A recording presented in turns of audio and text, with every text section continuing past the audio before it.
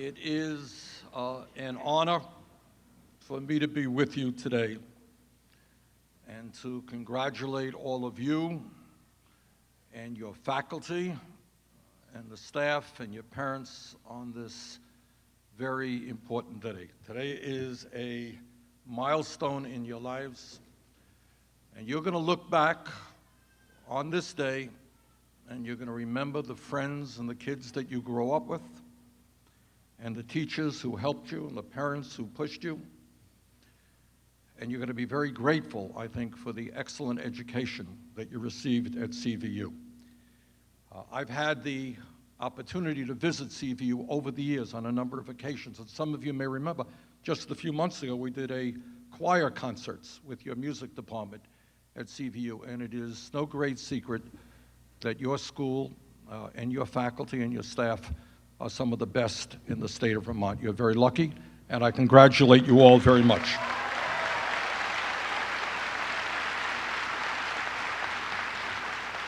And let me thank Adam Bunting, Superintendent Elaine Pickney, and all of you for pushing you and prodding you to get where you are today.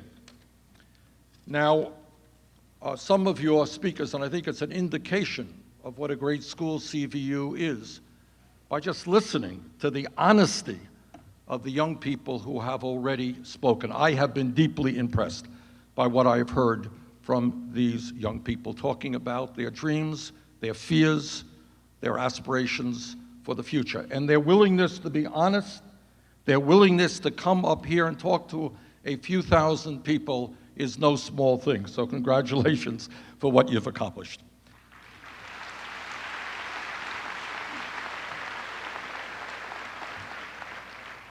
I think Julia maybe said it best in saying that I hope very much that you, in fact, will think big, not small, and that you will, above all, have the courage to be honest with yourselves and honest with what goes on in the world. Now, I wish from the very, very bottom of my heart that I could tell you that the world that my generation has left to your generation is a world with minimal problems. But if I said that, I would not be telling you the truth, and you know that I would not be telling you the truth. Every day, we see the very serious problems facing not only our country, but the world.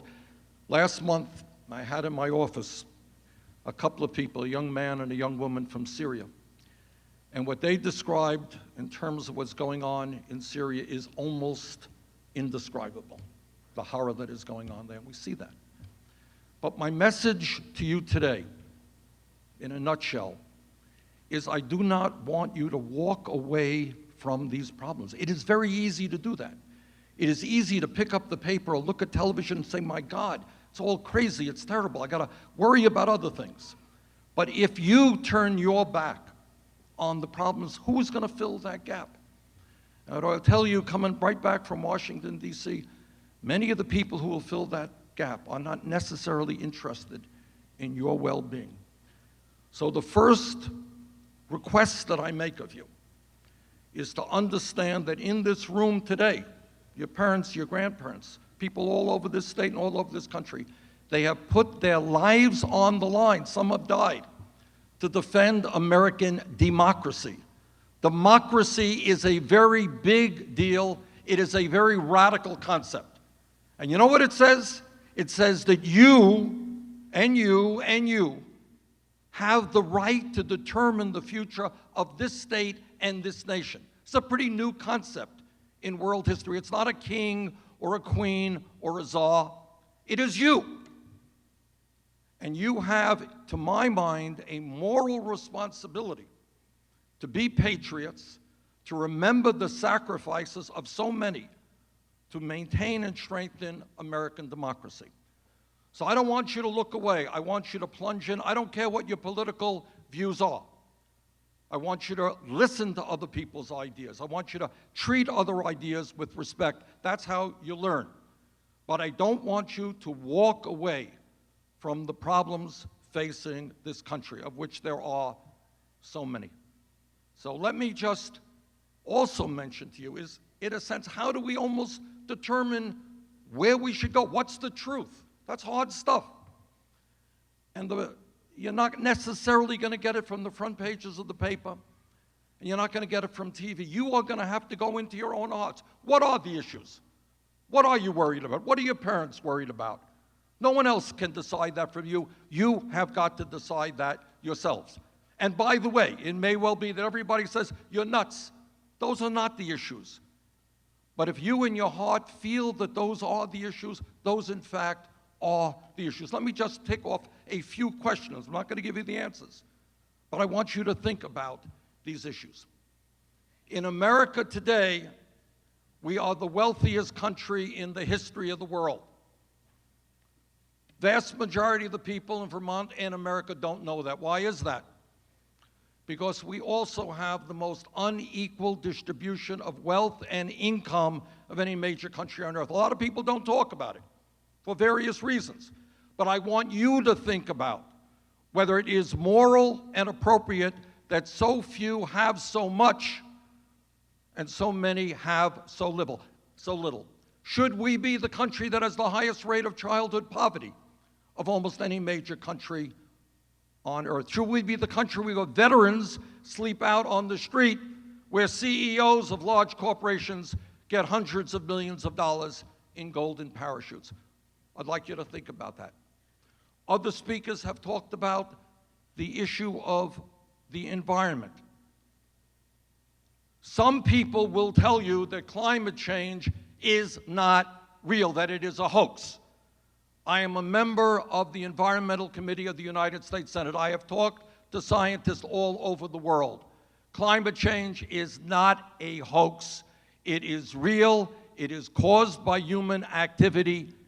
And if we are going to preserve this planet for our children and your grandchildren, it is imperative that we have the courage, not easy, to take on the fossil fuel industry and transform our energy system away from fossil fuel to energy efficiency and sustainable energies.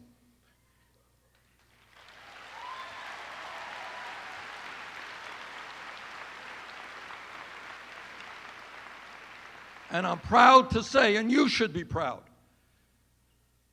that our state is one of the leading states in the country in terms of energy efficiency and moving to sustainable energy. I was recently in Florida. I was in Nevada. I was in Arizona. They got a lot more sun than we have. We have a lot more solar panels than they have. We should be proud of that. Question. In Vermont, for a few hundred years, in early March, we have town meetings. Your parents come together and they argue about how much money we should spend on education or on the roads or whatever it may be.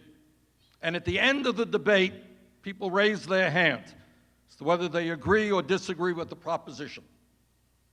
One person, one vote.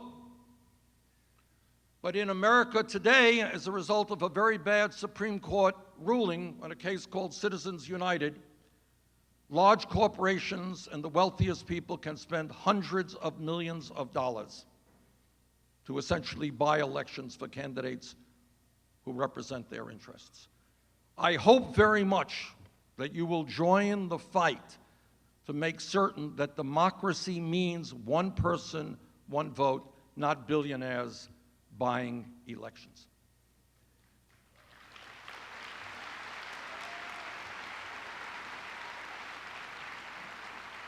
In America, we are a nation of people who come from all over the world. My father came to this country at the age of 17 from Poland. Your parents came from Ireland, they came from Italy, they came from Europe, they came from Asia, they came from Africa, they came from all over. Throughout history, there have been demagogues who tried to divide people up by their religion, by their race, by their country of origin. And I know that you know that what Dr. Martin Luther King said, and to paraphrase him, is that we judge people not by the color of their skin or by the country they came from. We look at people and we judge them by their character, who they are as human beings. Please do not allow anybody to divide you up because somebody's race or religion or national origin is different than yours.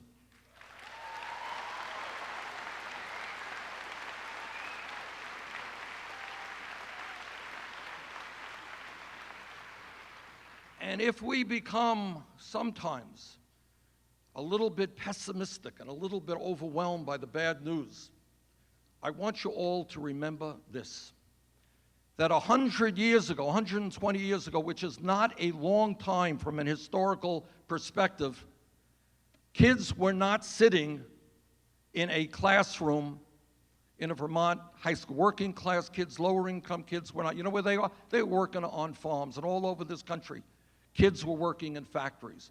People stood up and fought for public education.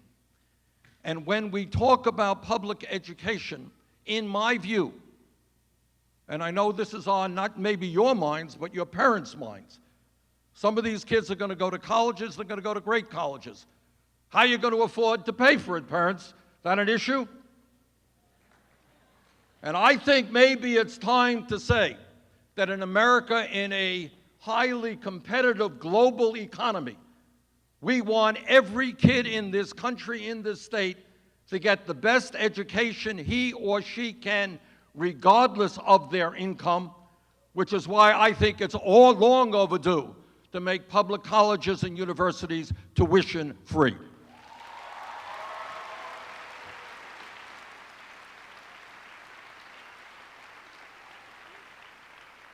So I'm not going to give you a long litany of the problems facing this country or the world, you know them. But what I am going to ask you is to use the education, the great education you received at CVU.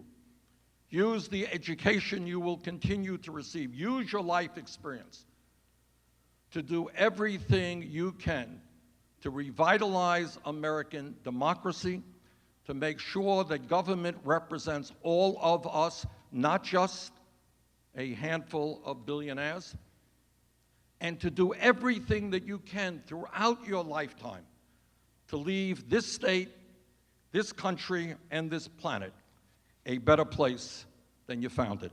Thank you all very much.